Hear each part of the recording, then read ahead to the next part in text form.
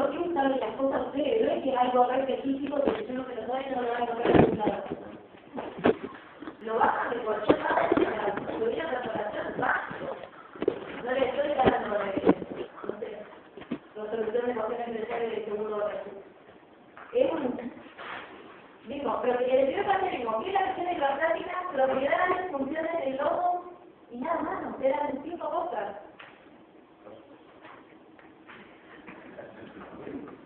¿Por qué no se necesita? Vamos a volver a ver.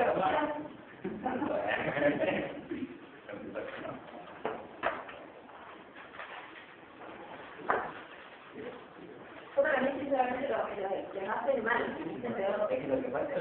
porque los acostumbran a las cosas. Estamos acostumbrados a decirlo que estaban presentes y eran dos preguntas. No se lo dije, no es que no le dije nada, le dije, vamos a dar pregunta, le dije, estudie, la clase viene de papelito.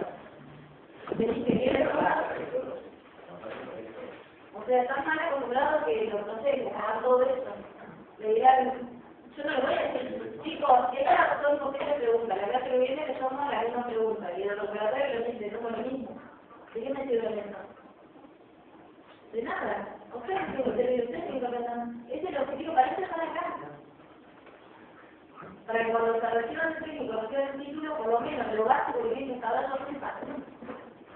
Lo más probable es que vayan a trabajar algo de esto, de campo, a la parte de corporación, si no van a estar muy ligados. Entonces, por lo menos, esa parte, la parte específica de lo que estudian, pongan un poco de orden y aprendan lo básico. Eso es lo que va a diferenciar a usted como técnico de un operador que no sabe nada más que lo que hace y que ni siquiera entiende por qué lo está haciendo, pero porque no tiene por qué hacerlo. Le dice, puedo hacer esto y lo va a hacer. La diferencia entre alguien que estudia y que no estudia es que ustedes por lo menos van a entender por qué. Pero es para ustedes, eso es lo que la diferencia la hacen ustedes. Por lo menos así pienso yo. Ustedes pueden hacer lo que quieran y tomar las decisiones que quieran, obviamente. Yo, de hecho, ni siquiera le voy a terminar de dar ese papel. Pero a mí me parece que esto es malo.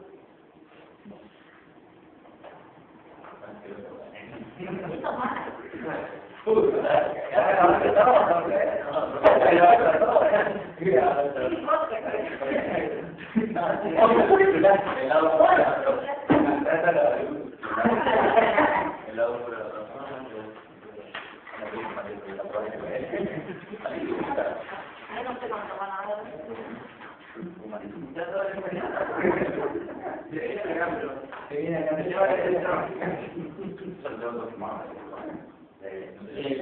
Igual yo lo puedo hacer y vamos a ir haciendo una pizarra. Lo que vamos a ver hoy es alguno que leyeron la clase. Ahora preguntar.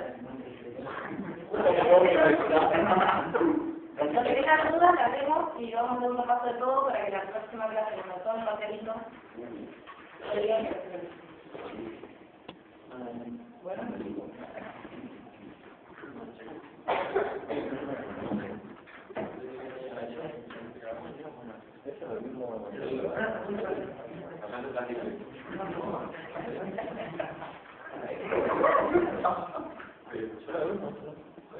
Sí, pero mejor me repaso.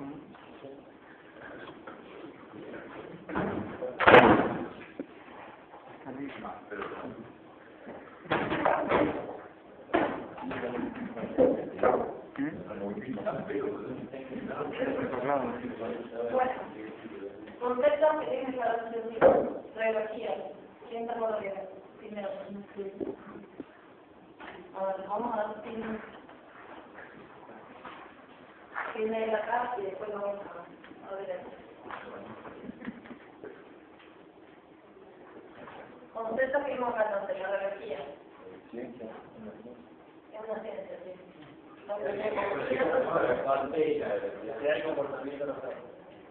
De la fluidez. Sí. Entonces, estudia el comportamiento de los fluidos.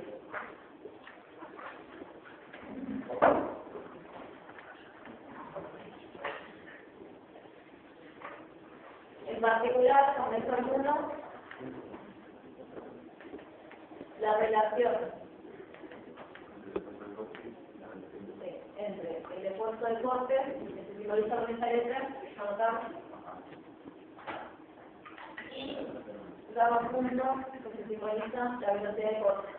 Entonces, la relación entre el esfuerzo de corte y la velocidad de corte.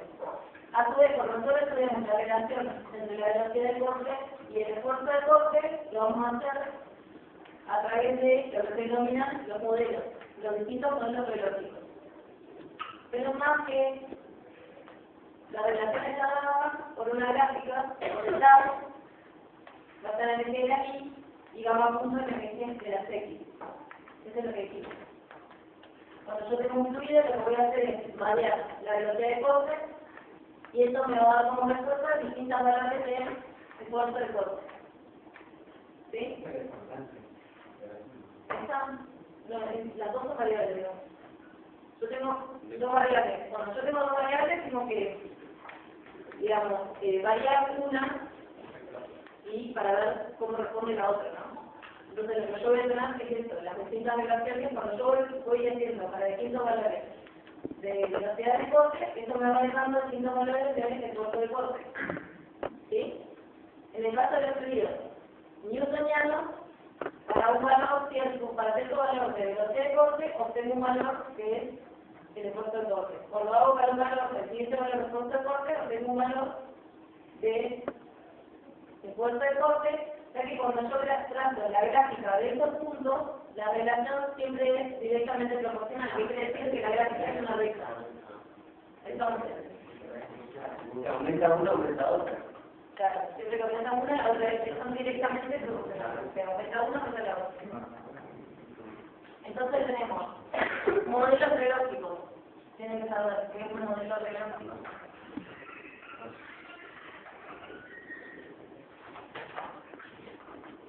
Y vimos fluidos newtonianos. Entonces, las principales características, si yo les pregunto, ¿cuál es el modelo relógico que sigue un fluido newtoniano? Una recta. Una viscosidad constante. Una recta. Hagamos de la expresión. O sea, el modelo está representado por una recta. ¿Sí?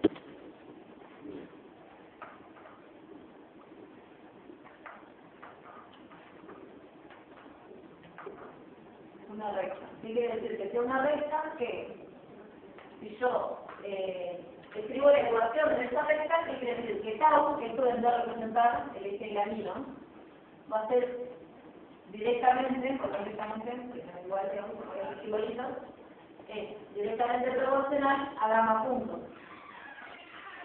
Que vendrá a representar el eje de la T. Para poder sacar este signo y colocar la igualdad, yo tengo que agregar una constante de proporcionalidad. ¿Sí? Y en este caso va a ser la viscosidad, que va a estar la pendiente de la recta. Entonces, de acá sale que tau es igual a una constante por gamma punto. Esta constante es la pendiente de la recta y es la viscosidad del fluido. Entonces, una definición de viscosidad es que la relación de tau a gamma punto. Entonces, yo les pregunto, ¿qué es la viscosidad? O una definición de viscosidad. Esta es la definición de viscosidad. La relación entre tau y gamma punto. Que para el caso particular del modelo relógico de un fluido newtoniano, esto es constante. ¿Hasta ahí vamos?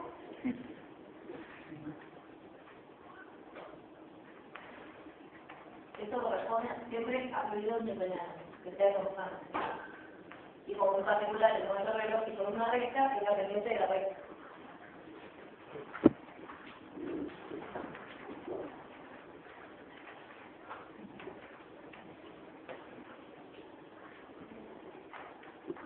En el caso de fluidos no newtonianos,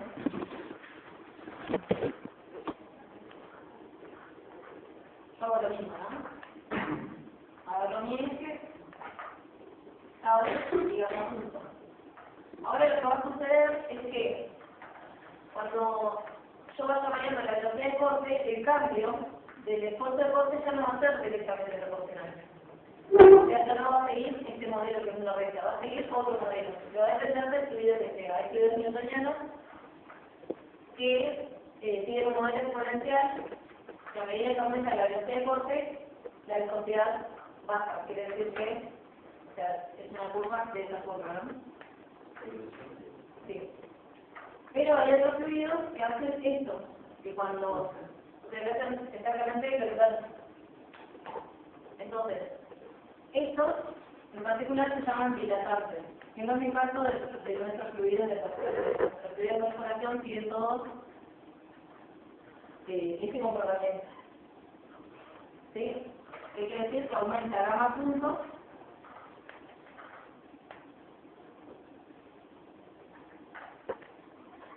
después vamos a ver que, bueno, yo te lo dije la vez pasada.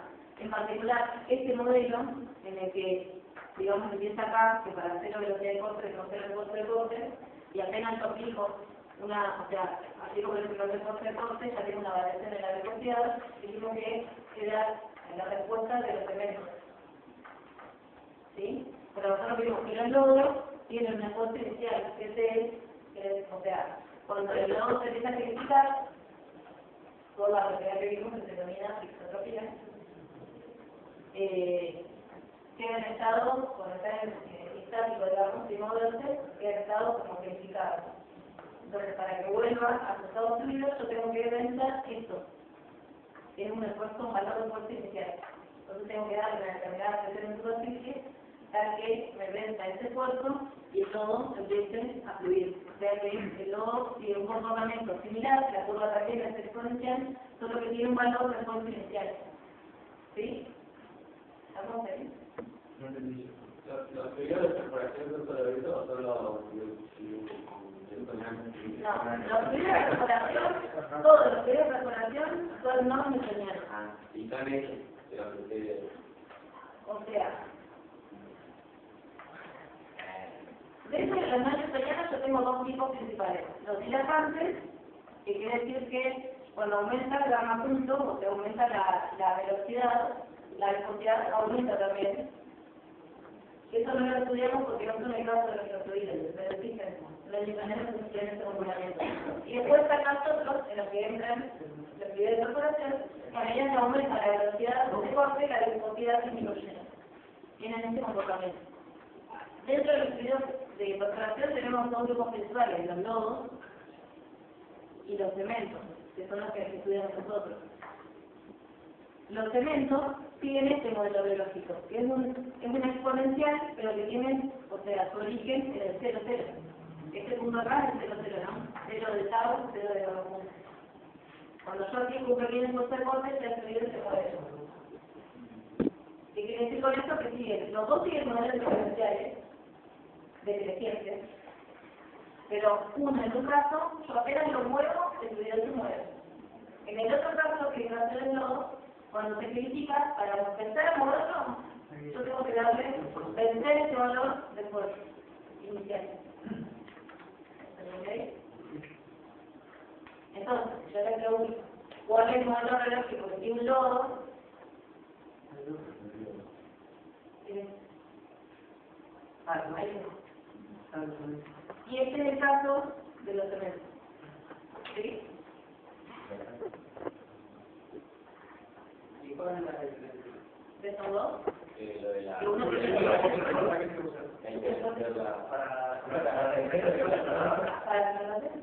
para entubar, cuando vos entubás el pozo, tenés que cementar, porque no como quitas la presencia. Mientras, o sea, cuando yo mezclo el cemento, igual que los cementos de construcción, digamos, cuando yo empiezo, en el momento que empiezo a mezclar el cemento empieza su proceso, digamos, de entendimiento. Y el lodo siempre va a tener una fuerza de corte. Para verificar ese tipo. Sí. Sí. Porque el volumen que ellos van relacionados. Está en movimiento. No, el movimiento está subido. Eso no está bien cuando se Cuando se empieza a criticar, claro, por la isotropía del fluido. Por esta propiedad que tiene para regular el lodo. Los cementos también tienen isotropía y también se la diferencia es que a mí no me interesa después del cemento, una vez que se grabó, que se endureció, quedó donde quedó. Por eso no tiene un valor de tau cero de potencial. Porque yo una vez que se endureció, yo no lo puedo volver al estado fluido. No puedo sacar de ahí. ¿Sí? Por eso, esta es la ley que sigue los cementos y esta es la ley que sigue los lodos. Yo creo que este valor de tau cero significa eso, que va a hacer el esfuerzo, claro, a vencer para volver el lodo a su estado fluido. ¿Sí?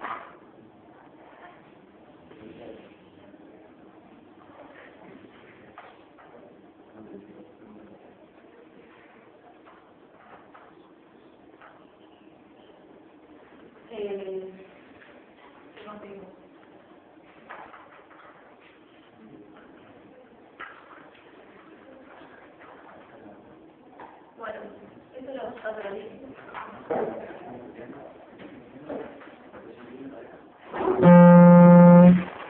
Este ejemplo es para que le doy yo siempre para entender cuál es la fuerza esta, cuando hablamos del esfuerzo al corte, cuál es la fuerza a la que estoy refiriendo, que es el ejemplo de las placas que veremos otra vez. Tengo dos placas paralelas, porque ustedes se lo recuerdan, los fluidos cuando fluyen, digamos, en estado laminar, como si tuviera infinitas capas de fluido, una por encima de la otra, ¿no? Que se mueven a velocidades distintas.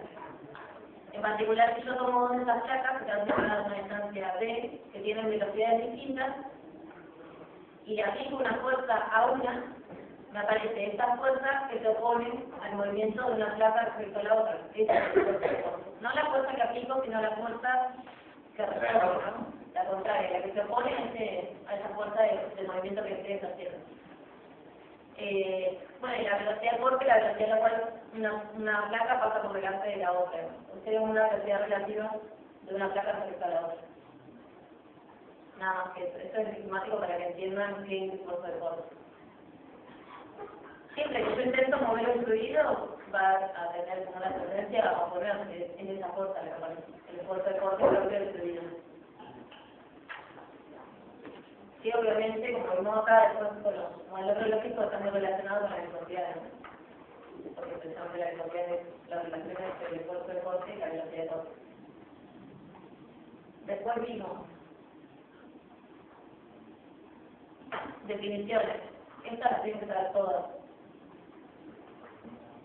Viscosidad efectiva, viscosidad aparente. Lo que nosotros vimos es que la principal característica del fluido no newtoniano es que su viscosidad, que sigue, esto vale siempre, digamos que esto es, que esta auto de gamma punto vale siempre. La diferencia es que en el caso del fluido no newtoniano, esto ya no es constante, ¿sí? Varía. Y dependiendo del fluido que yo tenga, del tipo de fluido no newtoniano, va a aumentar, cuando aumenta la velocidad de corte o va a disminuir. Pero lo que importa es que no es constante ya. Por eso a veces son otras definiciones de viscosidad, porque yo no puedo dar un valor, digamos, decir, bueno, este fluido tiene una viscosidad de tanto, 10 en el cuadro, 12 en el cuadro, lo que se ocurra. Eso vale solamente en el caso de fluidos newtonianos, que tienen un valor de viscosidad constante. Siempre hablando de una temperatura determinada, ¿no? Porque se recuerda que necesito algo de que yo cambio la temperatura, la viscosidad de los fluidos cambia. No vamos a poner la miel, por ejemplo, los fluidos que yo le aumento la temperatura, los problemas, claro, cada vez más fluidos. Entonces, siempre que yo digo que la viscosidad es constante, estoy hablando de una temperatura específica. ¿Sí? Entonces, cosas básicas que tienen que saber. El modelo que siguen los newtonianos, el modelo que siguen los no newtonianos. La principal característica, en este caso, la viscosidad es constante. Quiere decir que tau y gamma punto tienen una relación que es directamente proporcional, digamos en la recta, en la gráfica. Muy bueno. Todo esto son newtonianos. El ejemplo común es el agua. ¿Sí? Y esto, o sea, ¿por qué estudiamos esta clase de fluidos? ¿O por qué queremos tener esta clase de fluidos? Precisamente viene relacionado a la pregunta que hice en el parcial. Que dijimos, cuando varían las áreas, como el caudal es constante, me varía la velocidad. Si me varía la velocidad, con esto yo logro que me varíe también la velocidad. y dijimos, cuando yo estoy en áreas pequeñas, la velocidad es fluido baja, entonces puedo levantar los recortes utilizando solo la velocidad de fluido. Pero cuando aumentan las áreas, o sea, decir, cuando yo me voy hacia arriba, en la columna de perforación, porque no se va a resolver el fondo, el área aumenta, porque la velocidad cae. Entonces lo que me ayuda a levantar los recortes es la velocidad de fluido. Lo que les mantiene en suspensión, si no sería todo el fondo, sería algo de que en algún momento sepa que la penalidad de pasar un y yo ya me podría seguir perforando. Porque yo tengo que sí o sí renovar los recortes. Es una de las funciones principales del método. ¿Sí? Entonces, definiciones, que tiene que saber viscosidad efectiva, viscosidad aparente, que todo, no son más que, digamos, que fórmulas. La realidad es que vos tenés un fluido, yo lo llevaré en un rato para que ustedes se lo lleven, y lo que van a hacer es agarrar un Excel, por ejemplo, el Excel es lo más fácil, se agarran una tabla, ¿alguna otra Excel? Sí. Entonces, una columna con los valores que yo le voy a dar de gama puntos, que son las velocidades. Y otra columna acá con valores de tabla. O sea, porque cuando yo agarro un conocimiento, me estoy fluido, ¿no? Y lo que yo hago, les dije, en el display, por más rápido son distintas velocidades de velocidad de corte. Y el hilero del mismo display, el mismo carácter, que es un dispositivo rotacional, me devuelve el valor del esfuerzo de corte que está dando ese fluido. Yo levanto sus datos y lo que hago es justamente esto, una tabla en la que pongo los valores que representarían a X, que son más puntos, los pongo todos en una columna. Y los que me devuelven el tab, los pongo en otro lado, agarro el este y le digo gráficamente. Este va a ser el que era X y este es el de la Y. Y esto les va a dar una curva, con la que ustedes van a poder saber ya de una cuál es el tipo de video que quieren. ¿Sí? Si ustedes le quieran este que es de la ecuación, que mejor lo ajusta, ustedes si quieren hacerlo una vez. Que no me gusta otra vez si lo hacemos rápido. Ya va a ser sencillo. Si ustedes le tienen el este, que ajuste esa curva, le va a decir, bueno, tenemos un ajuste lineal, para que ustedes tengan una serie de puntos, ¿no? ¿Esto se puede lograr? ¿La ponemos? Eso para que se den una idea de que esto se hace y que ustedes tienen un fluido y no saben qué es, saben los valores de su cocina, pero es difícil, le piden que salga que se le dé la curva. Ustedes lo que van a hacer es esto, yo les voy a dar una serie de valores, ¿no? Entonces van a tener las dos columnas, acá van a poner los valores de gama justa y acá en el estado, que van a estar rato, ¿no? Después le van a pedir al Excel que se lo grafique, uno contra el otro, o sea que les haga este gráfico. Que tal versus gama punto. Hasta eso lo puede hacer ustedes, si no, le digo un poquito ahí de poner. Sí, ahí programa y Le pone además con el salvar gráfico y le dice valores de X y valores. Ahora no estamos ahí, sí, no sé si valores de X, valores de Y, luego de Excel y se lo grafica. Supónganse que les llegan estos puntos. Una cosa así, ¿no? La serie de datos que van a tener ustedes. Ustedes van a tener dos puntos nada más. Cuando le piden al programa que lo ajuste con una ecuación, el programa va a decir, bueno, ¿qué ecuación? Tenés lineal, tenés polinómica, la lineal sería la línea recta, polinómica, polinomio de segundo grado, que es la parábola. Una de tercer grado puede ser, que se acuerdan que es esta fórmula, o puede ser logarítmica, exponencial. En esta lo que va a ajustar mejor es la exponencial, obviamente. Entonces ustedes le piden que se haga ajuste con exponencial, les ponen sobre estos puntos una curva que ajusta a estos puntos. O sea que me hace esto. Si además ustedes le piden al Excel que les dé la ecuación de esta gráfica, les va a poner acá al ladito una ecuación, que va a ser una ecuación exponencial. Entonces todo. Y con esta ecuación exponencial le vamos a dar dos números más, dos constantes más, digamos, que no las definimos en la clase pasada, que les van a ayudar también a decidir qué tipo de fluido tienen. ¿Sí? Que uno es el índice de consistencia y el otro es el índice de comportamiento del fluido. O sea, la exponencia que va a ser elevado, la ecuación exponencial, recuerden que se elevado en exponencia, y es mayor que 1, me va a decir que el fluido tiene tasa, si es menor que 1, va a ser la otra clase de fluido que tiene el comportamiento del fluido de comportamiento del fluido. ¿Sí? Y ya si le dio una exponencial, es obvio que no es un fluido de mañana, ¿no? Para que tenga el candidato, sí o sí le tiene que dar una recta. O sea, le tiene que dar la serie de puntos, tiene que ser. Cosa que cuando ustedes decían que ajusten con esto, acá lo que mejor les va a ajustar es una lineal. Entonces, la curva, y ahí, si le tiene que meter ecuación, cuando le tiene ecuación, le va a decir tau igual a un valor por cada punto. Este valor, con el que le ajusté la ecuación, es la viscosidad del fluido. ¿Sí? Es una...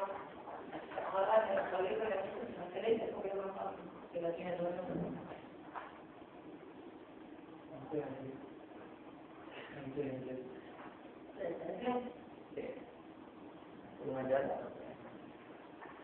Igual está bueno que también con el Excel es un programa que es amigable y tiene muchísimas posibilidades. No es la forma que le dan, lo que yo, se puede entrar en el Excel y se puede cargar datos nomás y desde la fórmula les hace sacar.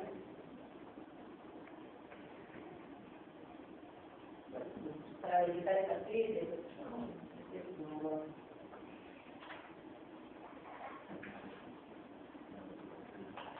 bueno, con el dispositivo entonces lo que nosotros vamos a sacar, vamos a evaluar los valores y vamos a devolver valores de identificados.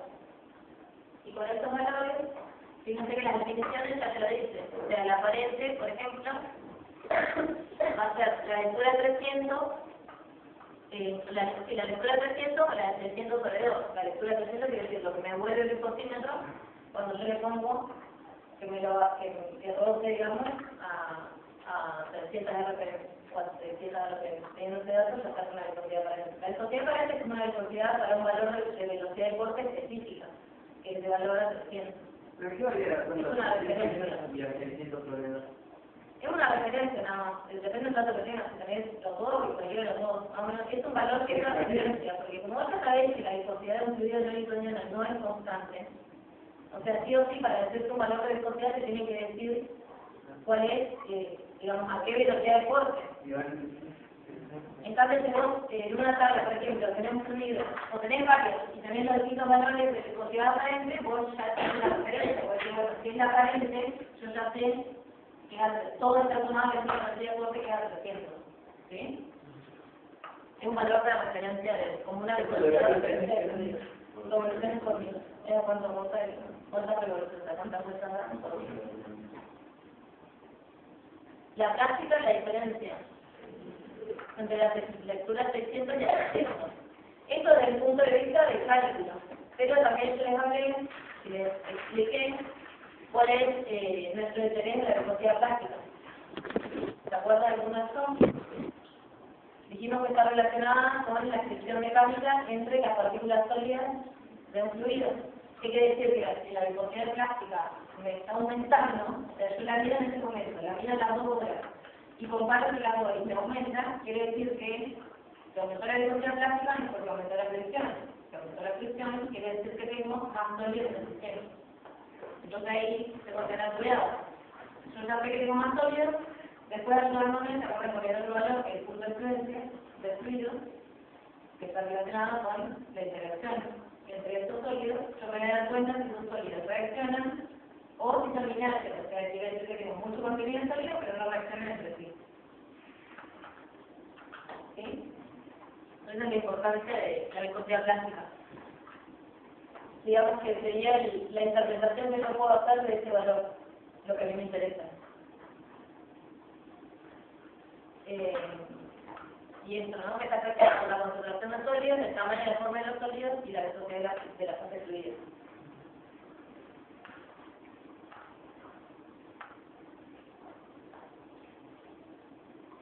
Hasta acá, ¿tienen alguna duda? ¿Algo que quieran que veamos otra vez?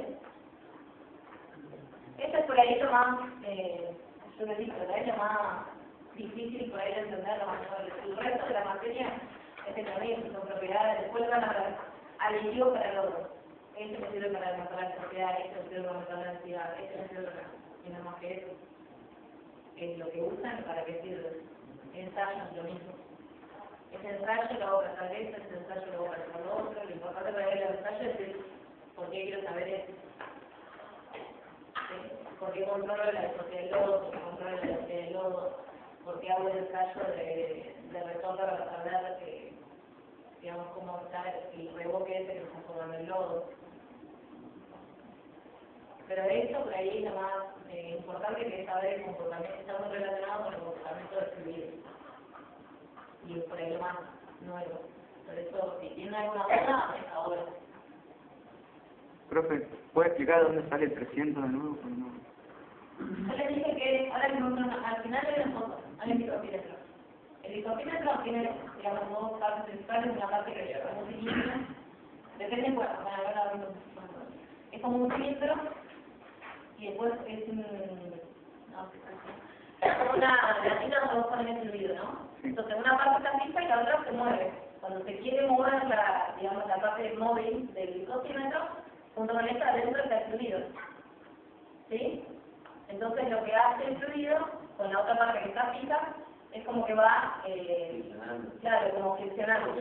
Ahí es donde aparece el puerto de corte. Y eso es lo que capta, digamos, el isopímetro y el valor que te devuelve. Te vos no haces nada más que cargar el fluido, te lo pones, te lo enroscas y lo que haces es ponerle el valor. Ahí le pones, bueno, dame la lectura a 3 RPM, a 6 RPM, a 300, a 300. Vos te vas variando y te vas diciendo el ritmo del isopímetro, cuál es el puerto de corte que aparece. Tengo algunos lo que puedo preguntar es en el SESCOM, en la universidad, a ver si lo único que van a ver ahí relacionado a esto va a ser un isopímetro. Ellos no hacen ensayos de fluido de perforación. Lo que se hace ahí son evaluaciones metrofísicas, se llaman, que es determinar porosidad, permeabilidad de gas, todas las cosas con las que cuando ustedes rotan, sacan una corona, ¿se puede ver esto rotan? Cuando se van a especial, sacan una corona, que es como 9 metros. Queda todo velocidad y la sacan así, completa. De esas coronas se sacan placas, se llaman que es un pedacito así de roca, que es como si me dieran una bloca así, bueno, que le saca un pedacito así de la roca, y lo determinamos, chiquitito así, esto lo llevan al laboratorio de petrofísica y lo hacen. Y ahí le sacan una permeabilidad, una velocidad, le hacen barrido para ver todas propiedades del olor. Si tienes como una de y ahí tiene la isopímetro, que es de hecho el que yo creo que la tesis, y no es más que no poner el fluido, lo ponen ahí, para ir el display, decirme la foto de corte, entonces lo que hacer es una acotación para que te queden las unidades y los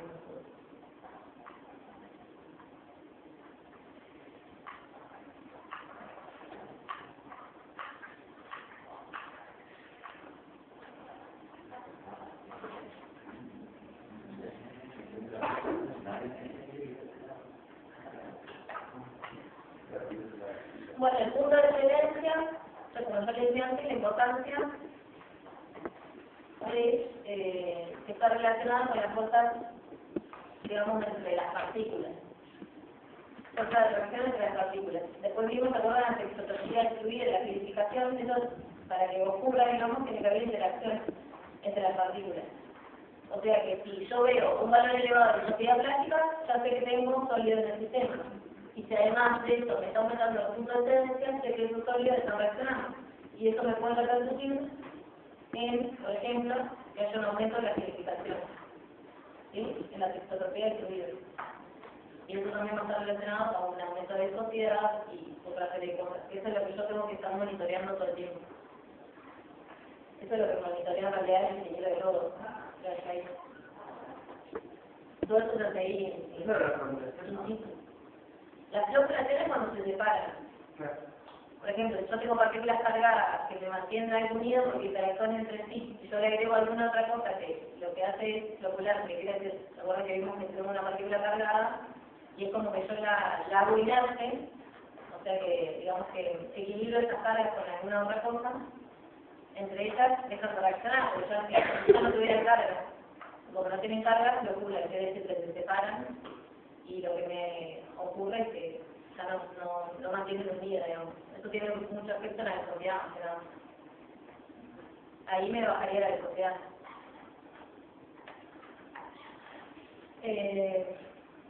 Entonces siempre tengo que estar mirando punto de viscosidad plástica y punto de fluencia, las dos juntas.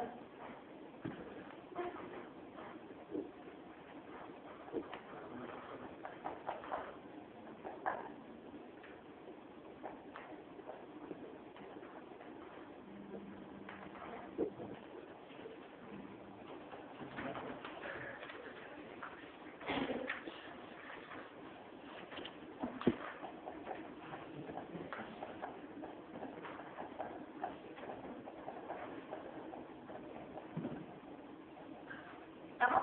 ¿Hasta ahí? ¿Acá tienen alguna duda? Esto de la viscosidad plástica, el punto de fluencia va siempre.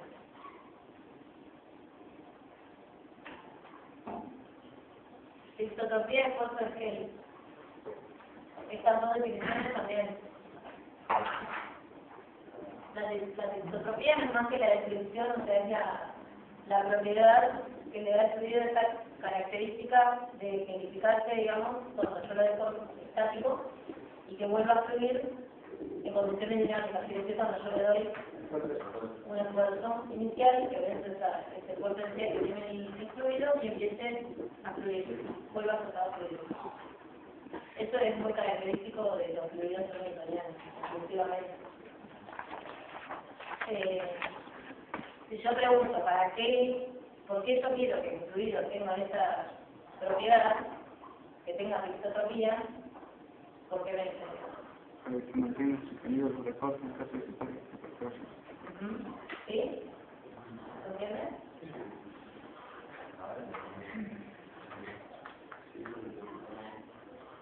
Y bueno, esto es importante, lo de los geles. O sea, cuando se empieza a gelificar, digamos, el fluido, vimos que se pueden formar distintos tipos de geles. ¿Sí? Bueno, dos. Principalmente dos. ¿Sí? Los lesivos e instantáneos. Eso lo tienen que saber cuáles son los dos tipos de geles. El que nosotros queremos, claro, es instantáneo. Vimos que para saber qué tipo de geles se va a formar, yo hago ensayos otra vez. Con el mismo contímetro hago ensayos y mido a 10 segundos, a 10 minutos y a 30 minutos, comparo la lectura del esfuerzo de gel. Hago una gráfica en minutos versus el resultado del esfuerzo de gel que tengo y vimos que se pueden formar todos los tipos principales de gel. Ahora volvemos a eso acá. Entonces, por un lado tengo esfuerzo de gel y por otro lado tiempo en minutos. Vimos que si yo comparo principalmente entre 10 minutos y 30 minutos, o sea, entre 0 y 10, ahí los instantáneos dijimos que crece rápidamente, o sea, que forman gel rápidamente, pero entre 10 y 30 creo que no hay mucha variación. O sea, quiere decir que se mantiene, y eso es lo que yo quiero. En realidad está principalmente relacionado con que cuando vos pares la respiración, puede ser que la pares por media hora, 2 horas, 3 horas, no sabes cuánto. Y si un gel que es progresivo, quiere decir que a medida que más tiempo pasa, mayor es el desarrollo de gel que va formando, claro. Y de esto yo me tengo que recordar que en este momento tengo que... A nosotros no nos interesa la respiración, por eso tenemos que instantáneo, porque si pasa mucho tiempo y se va purificando cada vez más, después yo lo tengo que volver a la parte de fluido, tengo que volver a hacer fluido. Y ahí, para volver a hacer fluido, a un gel que es progresivo le tengo que dar mucha presión. Y recuerden, que no se tiene algo de la práctica física, que los fluidos transmiten presiones. Los fluidos, porque la presión de agua es más fuerte. Yo tengo un área, lo que hay, le aplico una fuerza del área, y acá tengo otra. Y se mueve por diferencia de presión.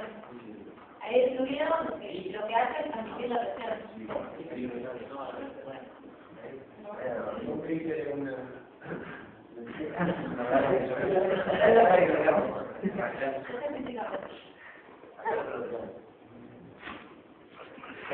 Bueno, este es el ejemplo más simple para entender que los fluidos transmiten presión. Entonces, si yo tengo un gel progresivo y le tengo que dar mucha presión, esa presión se va a transmitir después a la formación. Y si esa presión que el fluido está, digamos, haciéndole sentir a la formación que es mayor que su presión de fractura, puedo romper la forma. ¿Sí? Y generar sexualmente. Además que esto es una práctica muy elevada.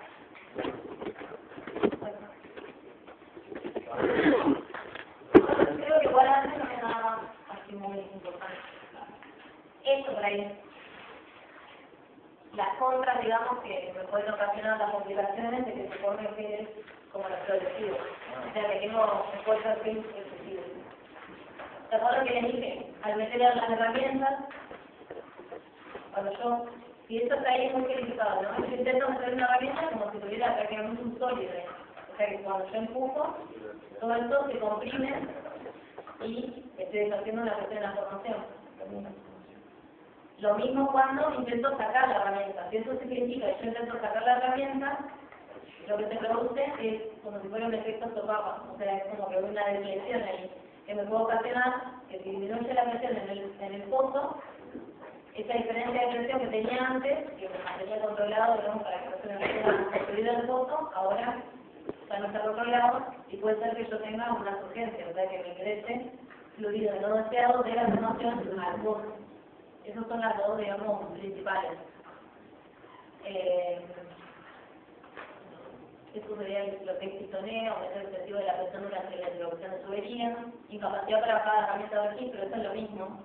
Cuando intento bajar las herramientas del perfilaje, si eso está ahí muy calificado, no me va a permitir ingresar la herramienta.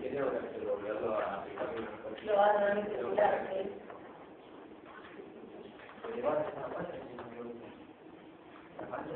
Lo que pasa es que vos decís un gel instantáneo, bueno, sí, tratar de controlarlo. Eso podría pasar si vos no lo controlás, por ejemplo. Si tuvieras en el sistema mucho sólido y que además empiezan a reaccionar entre sí, por eso vos vas controlando cada 2 horas, ponele a hacer ensayos para saber cómo está, porque esto es dinámico, es decir, que el lodo, yo lo diseño, pero el lodo está en contacto con un montón de cosas dentro de la formación. Cuando yo voy perforando, va atravesando distintas formaciones, y esas formaciones pueden contener distintos tipos de sólidos. Y esos sólidos, cuando yo atraveso una formación, son sólidos que reaccionan entre sí, o reaccionan con algo que ya tenía el lodo, reaccionan que decir no químicamente, sino a través de las, digamos, de las cargas, ¿no? Sería eléctricamente. Eso me va a cambiar las propiedades que yo tenía del lodo. O sea, lo que yo medía hace 2 horas, puede ser que a las 2 horas lo medía de vuelta y ya no sean las mismas propiedades. Entonces era que yo diseñé un lodo y eso, digo, bueno, le mido ahora el esfuerzo del gel y eso se va a mantener siempre. No, puede ser que como la partícula está reaccionando, el esfuerzo del gel se vaya aumentando. ¿Sí? En el momento que vos pares la perforación, la condición va a estar completamente distinta a la que teníamos antes. ¿Y qué tengo que poner otro lado? No, el lodo se va controlando. Y después con el sistema de control de sólidos, que es otra de las unidades que vemos, que vamos a ver que tenemos. Dentro del control de sólidos, una serie, digamos, de máquinas, que su mayoría son torandas, centrífugas y demás. Yo voy limpiando el lodo y recondicionando el lodo, porque esto cuando sale con el celular sale con todos los recortes que yo traigo de fondo de superficie. Y eso tiene distintos tamaños. Bueno, primero por lo que pasa es la manera de decantación, que es lo más sencillo, ¿no? Que se desliza lo más pesado al fondo y el lodo pasa a la siguiente etapa. La siguiente es la taranga, que me retiene partículas mayores a 64 micrones, que son arena. Entonces, tapo todo lo que es mayor a 64 micrones. La siguiente etapa son todas centrífugas, ciclones y demás, que van removiendo cada vez partículas más pequeñas. Que son las más difíciles. Mientras más pequeñas, la que dijimos, son más reactivas. Eso es lo que yo controlo. Sobre todo las arcillas. Las arcillas, por ejemplo, flotan. Entonces, por fermentación no la puede sacar. Y como tiene un tamaño muy pequeño, menor a 2 micrones, tengo que poner los ciclones, algo que me la saque. ¿Sí? Entonces yo no puedo controlar todo esto, más que nada los sólidos, con el sistema de control de sólidos.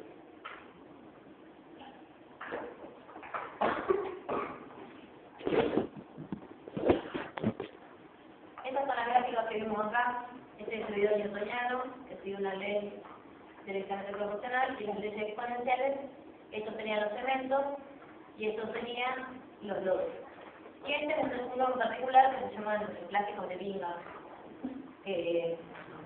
Tiene la característica de que tiene un esfuerzo inicial, al igual que los newtonianos, pero una vez que yo veo estos esfuerzos iniciales se comportan de manera lineal, como si fueran newtonianos.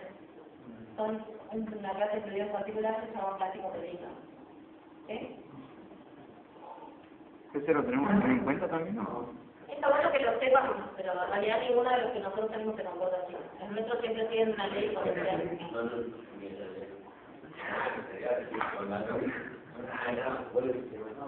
Eso ya lo vimos. Los perfiles de velocidades, estos son los principales.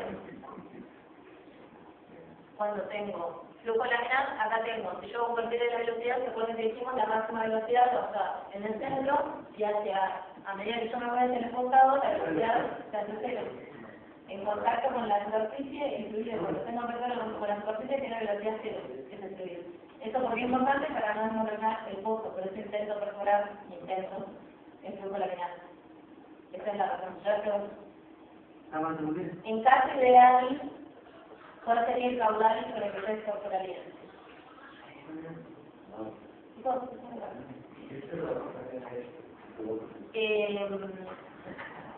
Si yo le digo el caso ideal, tendrían que elegir un régimen para perforar, sería el régimen laminar. La justificación, ¿por qué? Porque la máxima velocidad en este caso está en el centro, porque puede lanzar los recortes, pero hacia los costados, cuando el fluido está en contacto con las paredes del pozo, la velocidad es cero, quiere decir que evito o intento evitar que se desmorone la formación. En caso de penetración, dijimos que era todo lo contrario. Intento aumentar los fluidos en régimen turbulento, porque con la misma turbulencia, en el turbulento la velocidad tiene, digamos, cualquier dirección, no está desordenado. Si yo hago un perfil de velocidades, agrego los vectores de velocidad, eso tiene cualquier orden aleatorio. Es como si el fluido estuviera todo revuelto, ¿no? Y eso me ayuda a sacar el lodo de las paredes y que me quede acondicionado para poder meterme con mis cementos. ¿Sí? Y este es el caso del flujo tapón, que es similar al perfil de velocidades de un régimen laminar, solo que en este caso, acá la velocidad está como tratada, quiere decir que yo tengo los valores, o sea, no tengo como un valor de máximo en el centro, sino que tengo una velocidad que es como constante. Este es el caso, según lo que dice, de los colchones mecánicos, para toda la limpieza de pozo, para sacar el lodo que yo tengo y poder responder el cemento. Después cuando vean cementación, que les digo el proceso de cementación, lo van a entender un poco mejor la parte de... Pero bueno, básicamente para cementar yo tengo todo lleno de lodo. Saco mi herramienta de perforación, o sea, toda la saca, bajo la teoría de revestimiento, que es lo que se llama pelvis, que lo van a escuchar por pelvis, y tengo la teoría de revestimiento. Bajo la cantidad de metros que yo necesite jugar, y después de eso, posterior a eso, viene la cementación. Lo que hago es bombear un par de colchones que se denominan, que no es nada más que fluidos viscosos, como agua con microsilicanos, que lo que me van a hacer es empujar, yo tengo que sacar todo el lodo que está en el anclar y meter ahí cemento. Entonces lo que hacen los colchones es empujar todo ese lodo, acá va a venir una lechada removedora, que se llama, que es una lechada liviana, que va a ser como un sacrificio, que va a estar todavía en contacto con el lodo, y por detrás de esta tiene la lechada sexual, que es la última que se aloja en el anular, que es la que va a fraguar, pero que es la que me va a cementar en la pared. Esta es la que tiene que tener la propiedad que yo quiero que tenga, resistencia a la compresión, resistencia a la tracción, que son todas cosas que se detallan en el laboratorio, previo a llevar a cabo. Lechada removedora. Después viene una lechada principal. La configuración, esta es como la base, ¿no? Yo meto un colchón mecánico, se denomina, que es un fluido muy viscoso, que va a flujo tapón, quiero decir esto. Imagínate que yo tengo acá anular, acá dentro tengo la tubería de recibimiento y de este lado tengo anular también. Lo que hace el fluido es, como va a recibir tapón, va barriendo todo el lodo que me queda en el anular.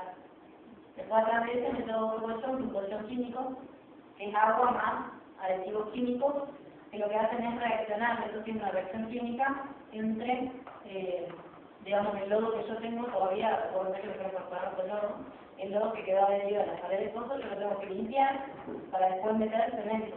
Y que el cemento pegue, digamos, se pegue a la formación.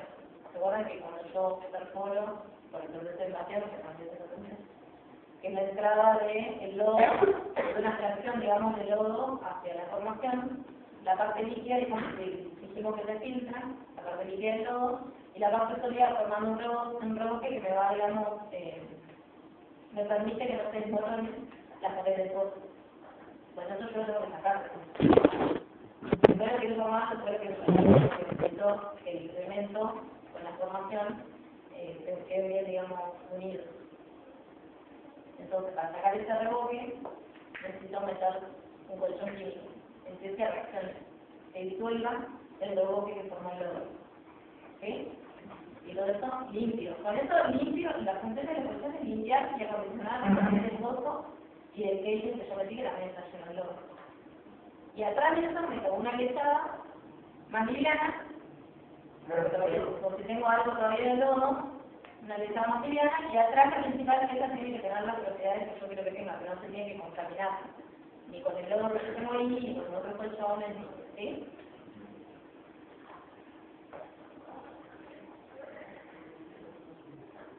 Esta curva también se la puedo preguntar, ya la vimos, o sea, es más de lo que vimos, ¿no? Yo les pregunto, ¿cuál es la curva? Esfuerzo de corte, velocidad de corte, en el fluido no newtoniano, es esta, ¿no? La exponencial. Ahora, si yo le pregunto, la de viscosidad efectiva respecto a velocidad de corte, es esta. ¿Qué quiere decir? Aumenta la velocidad de corte, la viscosidad disminuye. Y sería esta, ¿no? Es que va cayendo de luz. En cambio, velocidad de corte, esfuerzo de corte, es esta. Pero aumentando, pero esta luz.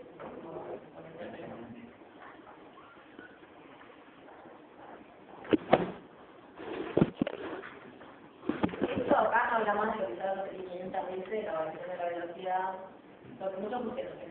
¿Qué pasa con el comportamiento radiológico de los lodos cuando atraviesan distintas secciones del pozo? Ahí no le pusieron, no le puse que está mal. Muchos pusieron, entre la zona focamenta y pozo, el área disminuye, la velocidad aumenta. Entre la barra de sondeo y pozo, el área aumenta, entonces la velocidad disminuye. Es cierto, la velocidad disminuye, pero lo que yo quiero que ustedes me digan, o con lo que lo relacionen, es con la viscosidad del fluido.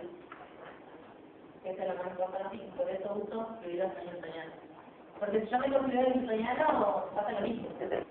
No sé, el fluido igual se va a, digamos, le va a pasar lo mismo, se va a acelerar cuando pase por áreas por secciones menores y va a disminuir su velocidad cuando el área sea mayor. Eso es porque yo mantengo el caudal constante y la ley de continuidad vale para cualquier fluido. ¿Se entiende eso? O sea que los dos hacen lo mismo, el comportamiento de la velocidad es el mismo. Lo que varía de uno a otro es que uno varía su viscosidad y el otro siempre es constante.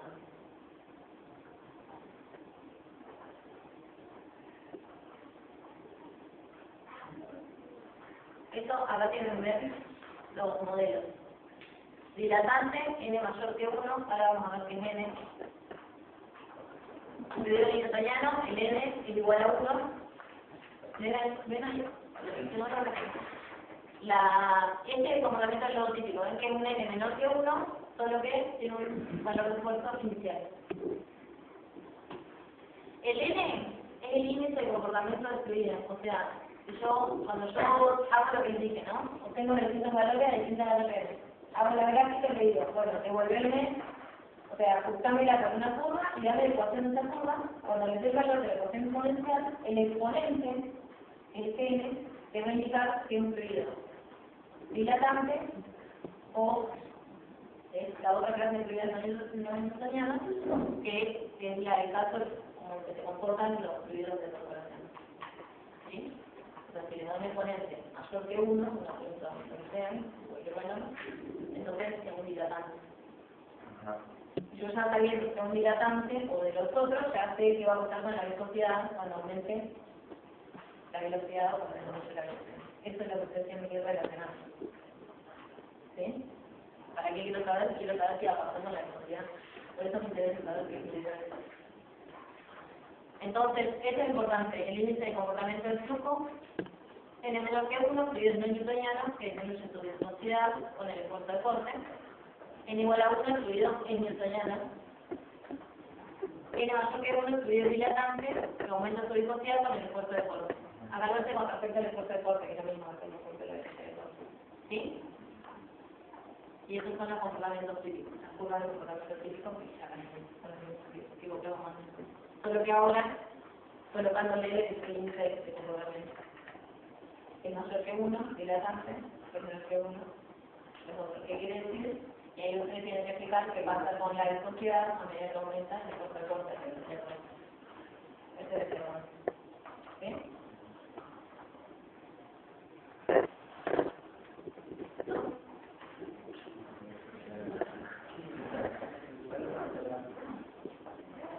Esta ley que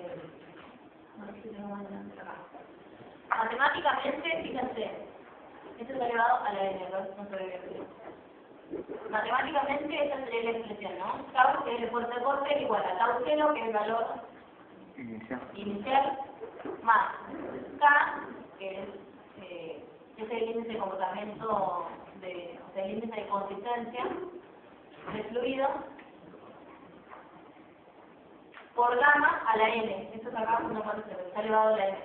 Por eso el n va a ser cuando les devuelva la ecuación, ustedes van a tener este valor. Entonces van a decir, bueno, de la ecuación que devuelven, van a tener el K y van a tener el valor de n. Bueno, y un valor de tau 0, de eso va a estar subido el n. Si sigue la ley exponencial, esa se llama exponencial modificada. O sea, es una ley exponencial, la misma ley exponencial, solo que tiene un valor de potencial. No, cambia, un poquito, por favor. Bueno,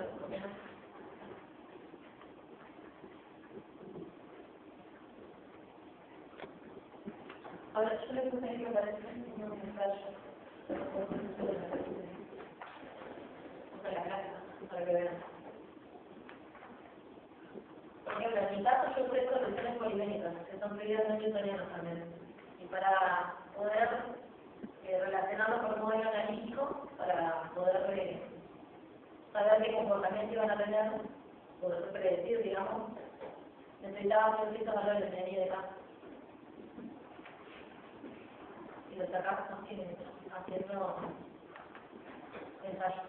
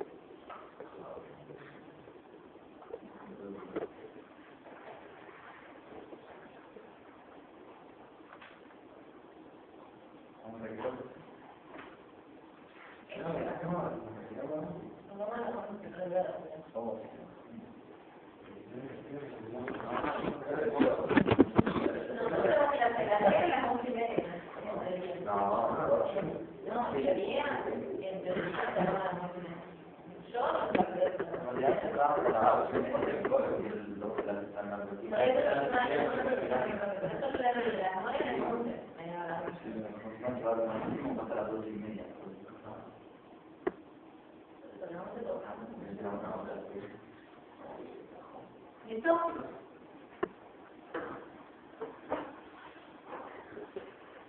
Acá, bueno, esta es la configuración, ¿no? De los distintos, cómo va pasando de un flujo al otro. Acá tengo ningún flujo. En el siguiente, el primer flujo, el flujo tapón. Esto para que vayan bien, digamos. Flujo ordenado completo, flujo ordenado completo. Fíjense que este sería el caso de laminar, ¿no? Tengo máxima velocidad en el centro, y acá se empieza a desordenar el fluido hasta que llega al régimen turbulento.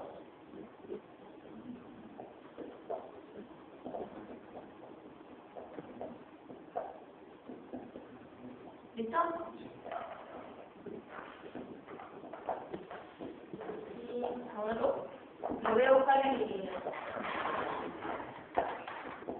Lo voy a buscar lo de...